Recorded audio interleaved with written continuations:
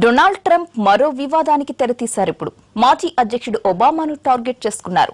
తన ఫోన్ ని Obama trap చేసినట్లుగా ట్రంప్ ఆరోపిస్తున్నారు. వాటర్ గేట్ స్కామ్ కంటే పెద్దదంటూ ట్వీట్ చేశారు కూడా.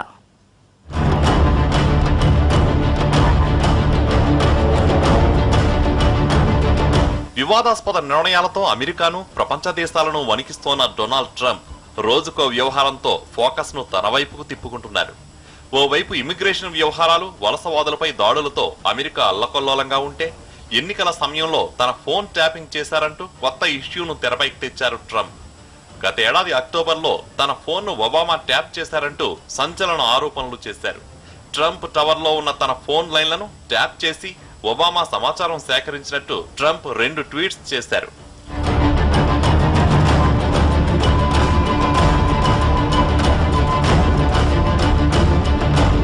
అత్యంత పవిత్రమైన ఎన్నికల ప్రక్రియ జరుగుతుంటే తన ఫోన్ను ట్యాప్ చేయడం ద్వారా ఒబామా ఎంతగా దిగజారిపోయారో అంటూ సెటైర్ వేశారు ట్రంప్. అయితే దీనికి సంబంధించిన ఎలాంటి ఆధారాలను ట్రంప్ ప్రస్తావించలేదు.